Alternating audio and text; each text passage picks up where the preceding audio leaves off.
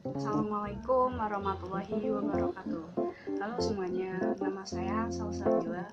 Saya mahasiswa akuntansi dari Universitas Pekalongan. Di sini saya akan memberikan materi mengenai ekuitas pemegang saham laba ditahan.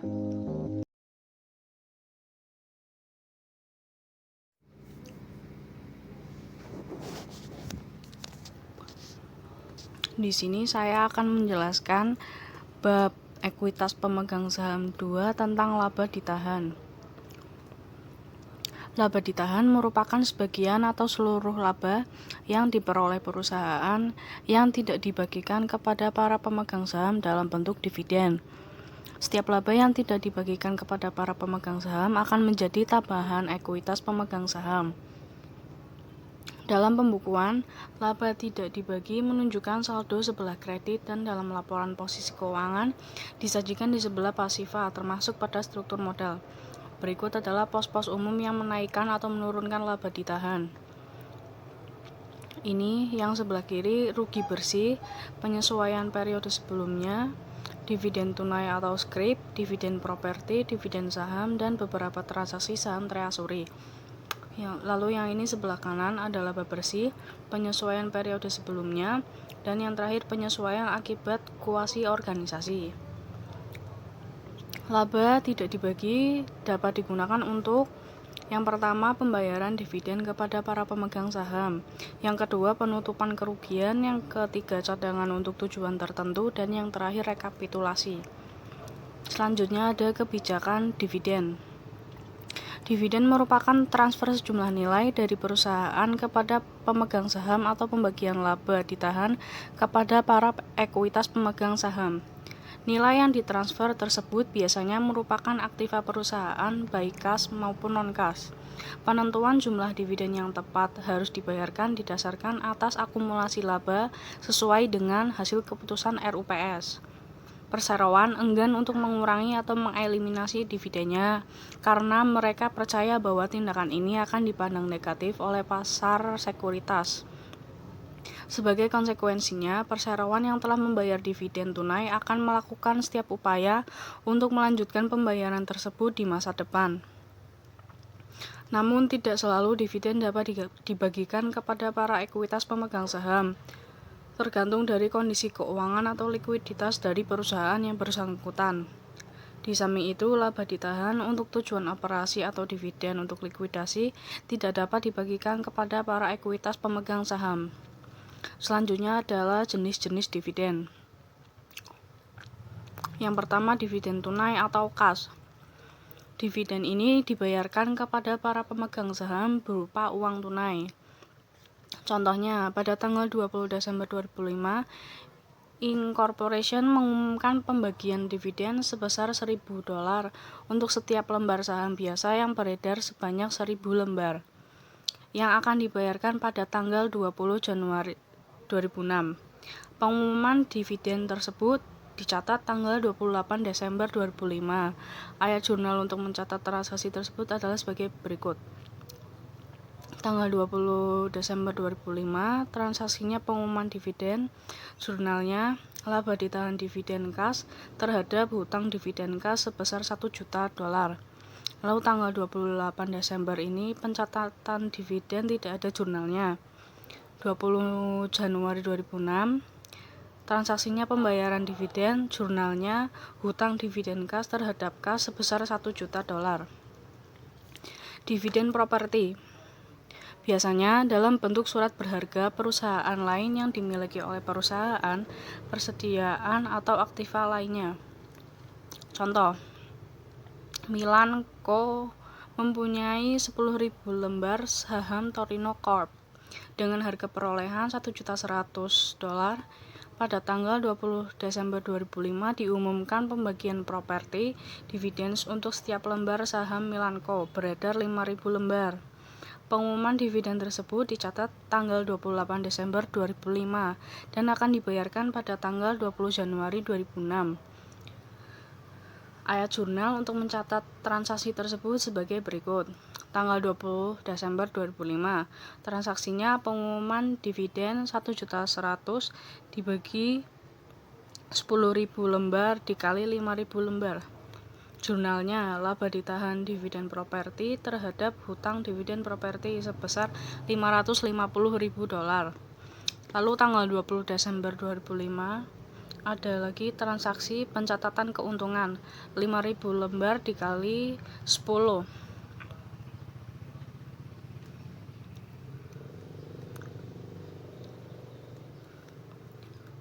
Investasi saham PTX terhadap keuntungan yang belum direalisasi sebesar 50.000 dolar. Selanjutnya tanggal 28 Desember 2005, transaksinya pencatatan dividen, jurnalnya tidak ada. Lalu tanggal 20 Januari 2006, transaksinya pembayaran dividen, jurnalnya hutang dividen properti terhadap investasi saham PTX sebesar 550.000 dolar. Selanjutnya ada dividen scrip atau dividen hutang, merupakan janji tertulis untuk membayar jumlah tertentu di waktu yang akan datang. Hal ini disebabkan saldo kas yang ada tidak cukup. Dividen ini bisa berbunga, bisa tidak. Contohnya, pada tanggal 20 Desember 2005, diumumkan pembagian dividen dalam bentuk Wessel Promise sebesar 1 juta dolar dan bunga 10% per tahun. Pengumuman dividen tersebut dicatat tanggal 28 Desember 2005 dan akan dibayarkan pada tanggal 20 Januari 2006. Ayat jurnal untuk mencatat transaksi tersebut sebagai berikut. Tanggal 20 Desember 2005, transaksinya pengumuman dividen, jurnalnya laba ditahan dividen scrip terhadap Wessel Bayer sebesar 1 juta dolar. Selanjutnya tanggal 28 Desember, transaksinya pencatatan dividen, jurnalnya tidak ada. Lalu tanggal 20 Januari 2006, transaksinya pembayaran dividen, jurnalnya Wessel Bayer, biaya Wessel Bayer 1 juta, biaya bunga 8.333 terhadap kas 1.8.333. Yang selanjutnya ada dividen likuidasi. Dividen likuidasi adalah dividen yang sebagian merupakan pengembalian modal dan bukan dari laba ditahan. Contohnya, pada tanggal 20 Desember 2005, Lorenco menerbitkan dividen kepada para pemegang saham sebesar 1.200.000 dolar.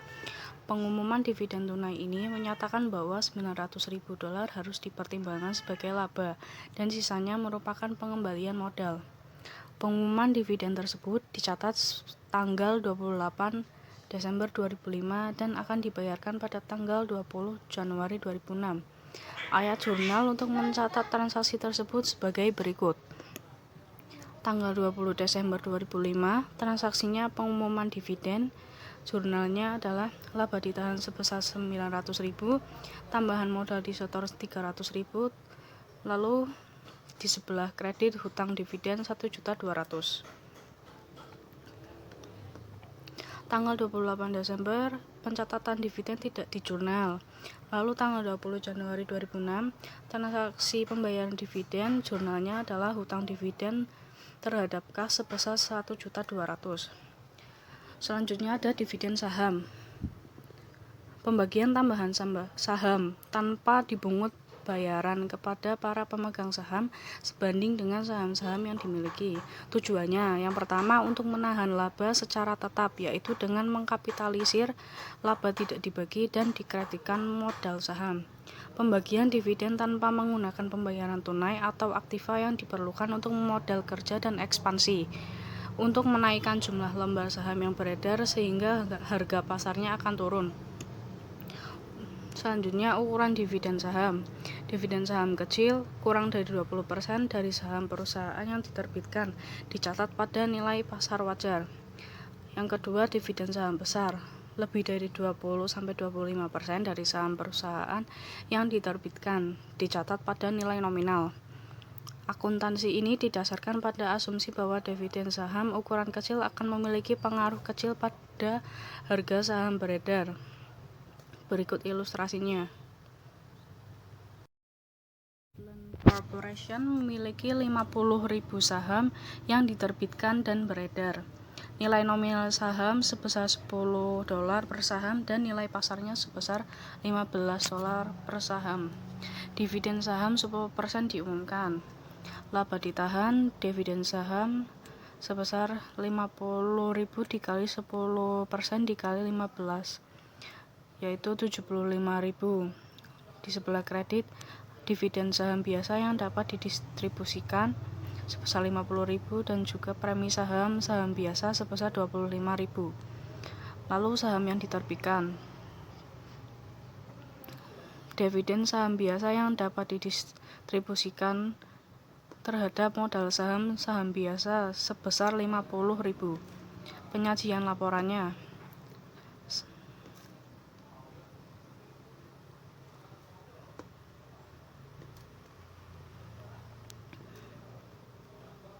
Lalu ada pengaruh dividen saham. Di sini before, yang ini after. Share capital ordinary-nya 500.000, after dividend 550.000.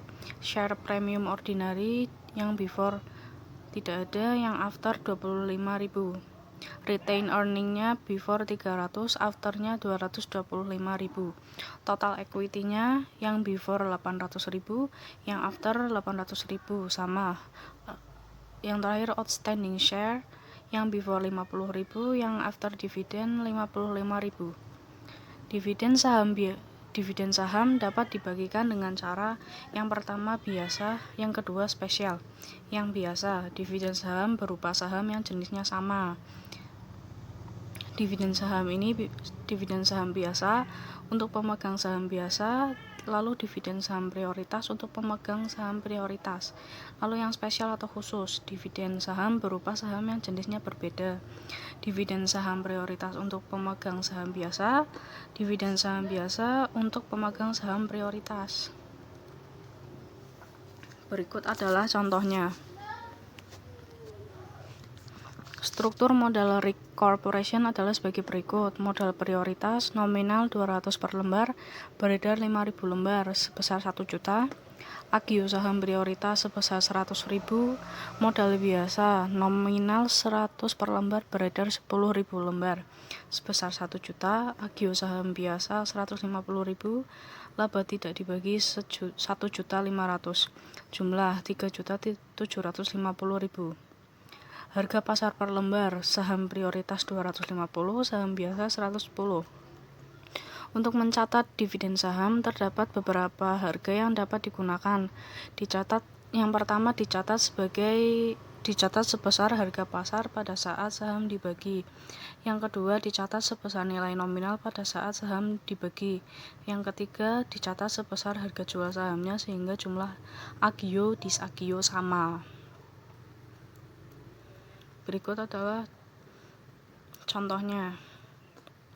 Yang ini dividen saham biasa.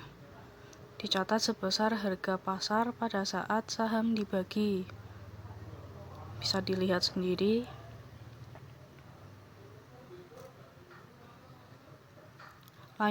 Yang kedua dicatat sebesar nilai nominal pada saat saham dibagi.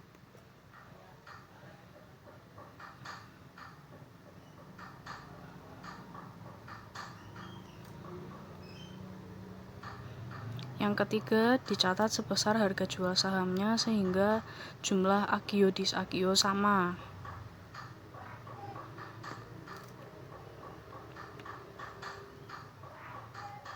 Selanjutnya ada dividen saham prioritas.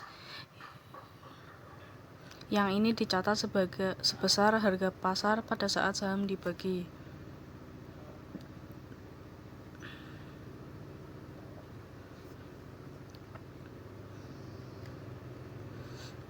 Terakhir adalah pemecahan saham atau stock split.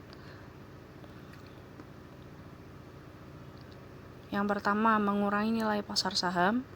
Yang kedua, tidak ada jurnal dicatat untuk pemecahan saham.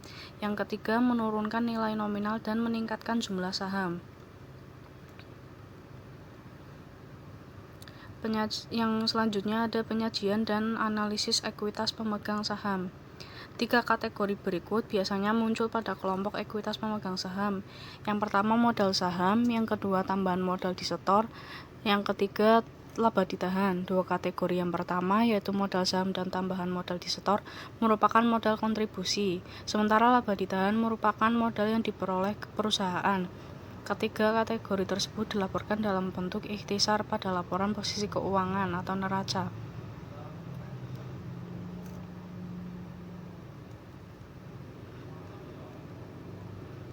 Berikut ada analisis, rumusnya adalah laba bersih dikurangi dividen saham preferen dibagi rata-rata pemegang saham biasa. Rasio ini menunjukkan berapa dolar dari laba bersih perusahaan yang diperoleh untuk setiap dolar yang diinvestasikan para pemegang saham. Ada laporan ekuitas pemegang saham. Laporan ekuitas pemegang saham biasanya disajikan dalam format sebagai berikut: saldo pada awal periode, penambahan, pengurangan, dan saldo pada akhir periode. Oke, sekian penjelasan materi ini dari saya.